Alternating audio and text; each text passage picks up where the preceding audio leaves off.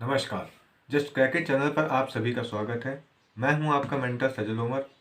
आज हम बात करेंगे हमारे भारत के बारे में।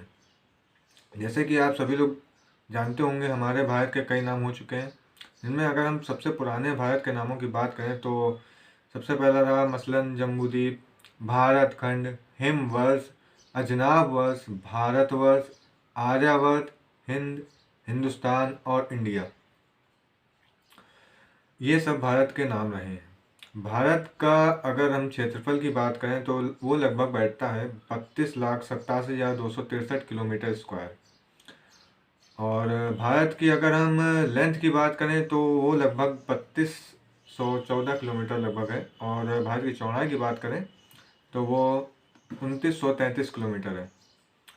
लेंथ की अगर बात करें तो ये हमारी शुरू होती है इंदिरा कैनाल से लेकर और कन्याकुमारी तक है। और चौड़ाई की अगर बात करें तो वो गोहरमुती गांव कच्छ गुजरात से किबीबुध गांव अंजाब जिला अरुणाचल प्रदेश में है।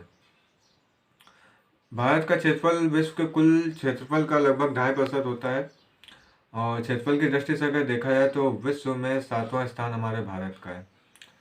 और इनमें बाकी देशों की अगर बात करें तो क्षेत्रफल के हिसाब से नंबर 1 पर आ जाता है अपना रसिया, नंबर 2 पर आ जाता है कनाडा, नंबर 3 पर आ जाता है चाइना, नंबर 4 पर आ जाता है यूएसए, नंबर 5 पर आ जाता है ब्राज़ील, नंबर 6 पर आ जाता है ऑस्ट्रेलिया, नंबर 7 पर है अपना इंडिया, 8 नंबर पर है अर्जेंटीना, 9th नंबर पर कजाकिस्तान एंड 10th नंबर पर अल्जीरिया। और अगर हमारे भारत की जनसंख्या की बात करें तो 2021 के आंकड़ों के हिसाब से अपने देश की जनसंख्या लगभग 140.76 करोड़ है, जो कि विश्व की जनसंख्या का लगभग 18% है। हमारे देश में एक कर्क रेखा गुजरती है जो हमारे देश को दो प्रमुख भागों में बांटती है। भारत का दक्षिणी भाग उष्ण कटिबंधीय क्षेत्र तथा उत्तरी भाग शीतोष्ण कटिबंधीय क्षेत्र में स्थित है। अब कर्क रेखा भारत के किन राज्यों से गुजरती है उनके ऊपर चर्चा कर लेते हैं। ये हमारे देश के 8 राज्यों से गुजरती है, जिसमें नंबर 1 पर है गुजरात, नंबर 2 पर है राजस्थान, नंबर 3 पर है मध्य प्रदेश, नंबर 4 पर है छत्तीसगढ़, नंबर 5 पर है झारखंड, नंबर 6 पर है वेस्ट बंगाल, नंबर 7 पर है त्रिपुरा और नंबर 8 पर है मिजोरम। अब हम अपने देश के बॉर्डर्स के बारे में बात कर लेते हैं। तो स्थलीय सीमा लगभग अपनी जो है 15,200 किलोमीटर है। और भारत की स्थलीय सीमा जो है कुल 7 देशों को स्पर्श करती है। इसमें बांग्लादेश है और बांग्लादेश बॉर्डर की लंबाई लगभग जो है 4,096.7 किलोमीटर है। नंबर 2 पर है चाइना जिसकी लंबाई 3,488 किलोमीटर है। नंबर 3 पर है पाकिस्तान जिसकी लंबाई 3,323 किलोमीटर है।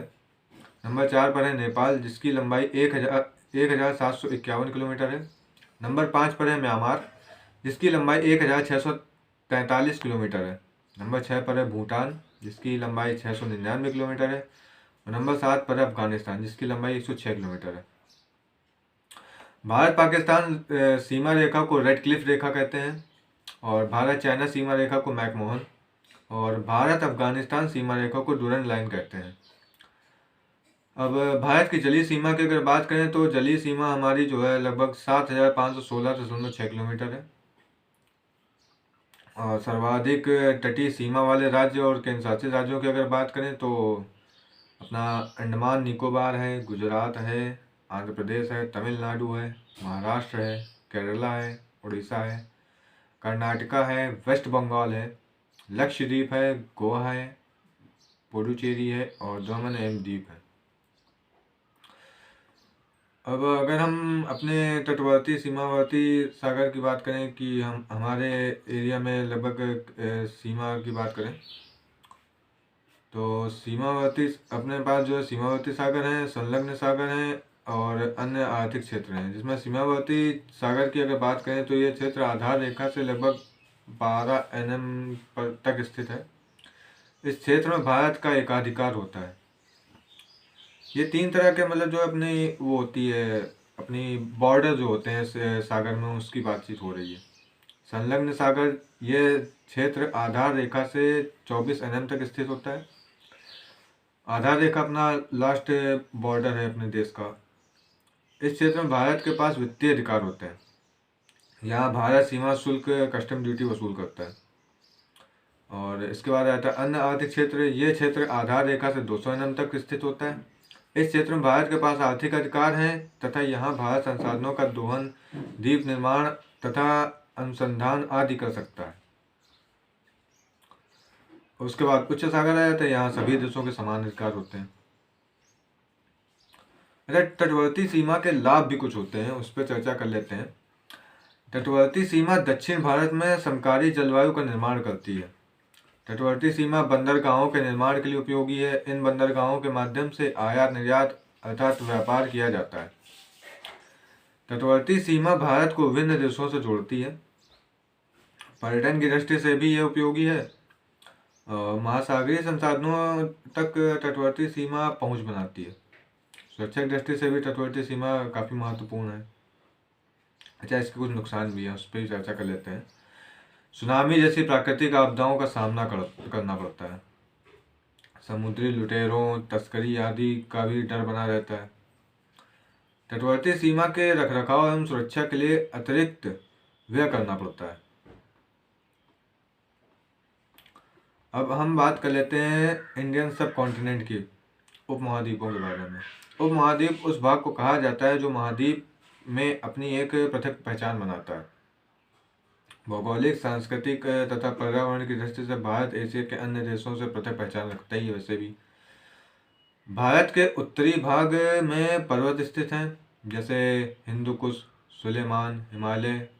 पूर्वांचल तथा पूर्व में अराकन योगा, जो भारत को एशिया के मुख्य भूभाग से पृथक करते हैं। भारत के दक्षिणी भाग में महासागरीय क्षेत्र स्थित हैं, जो भारत और पड़ोसी देशों को पृथक पहचान दिलाता है। भारतीय महाद्वीप में भारतीय महाद्वीप में कुल 8 देश सम्मिलित हैं, जिनमें अपना इंडिया हो गया, पाकिस्तान, अफगानिस्तान, नेपाल, भूटान, बांग्लादेश, श्रीलंका एंड मालदीव। ये सेशन यहीं पर हम ख़त्म करते हैं। इसके बाद वाले सेशन में हम भारत के राज्यों के बारे में बात करेंगे, उनकी संस्कृति के बारे में बात करेंगे, उन राज्यों के क्षेत्रफल के बारे में बात करेंगे।